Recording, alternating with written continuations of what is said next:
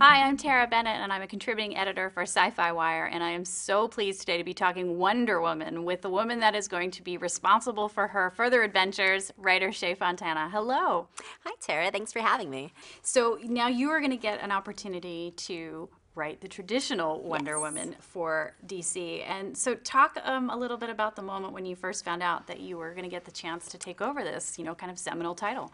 Well, it was very kind of terrifying. It was one of those things that I'm like, am I reading this right? Because they sent me an email. They're like, can we talk with you about the Wonder Woman? I was like, me? Are you sure that was the person you meant to Wow. send this to? So it was really just so exciting to be able to jump into this bigger universe of Wonder Woman and take on this character for a larger audience and an audience who has loved her for all these years and have been following the Wonder Woman stories. And it's just been like I feel so honored to be in a position to take this character and this huge legacy and be a little part of the legacy going forward. How will you kind of approach writing for her on the new series? You have, that as the core.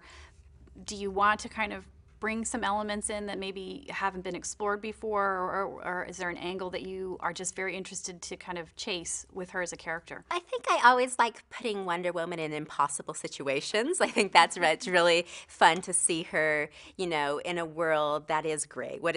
How does she respond when things aren't black and white, when there isn't a good versus evil kind of moment? What does her character do in that situation? And I think that's a really interesting turn on the character, which Greg Rucka has also done a really great job of, like, how do we build this character that feels very modern and isn't in the 1940s kind of, this is bad, this is good, and has these moments where she has to decide what's right for herself and where she's going at that point. Will you be continuing that storyline, or are we looking at a departure?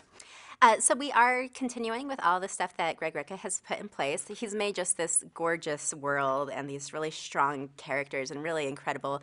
I was so inspired by the relationship between Wonder Woman and Etta Candy and Steve Trevor and how their whole dynamic is working. So we are keeping everything that he's put in place and just building on from there. When Marston created Wonder Woman way back in the day, 75 years ago, he drew inspiration from early feminists. And do you plan to add any of that and the women's movement into your story, or kind of create that through line in your narratives? I think it's impossible to avoid when you're dealing with Wonder Woman. She's such a feminist icon forever, since her creation, that there is just this natural resonance with the feminist movement and everything that's going on today. So I think, anytime you're telling a Wonder Woman story, you're telling a feminist story. Absolutely. And then just lastly, the legacy of the character is so vast, it's so deep.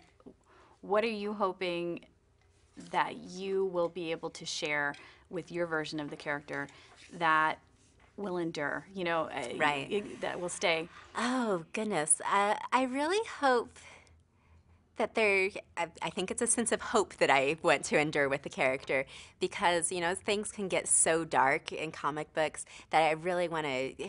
Wonder Woman has always been about hope, about a brighter tomorrow, about things are getting better. So I really hope that my run on this series has that glimmer of hope. So important. Shea, thank you so much for being with us. I cannot wait to read your book on Thanks it. for having me.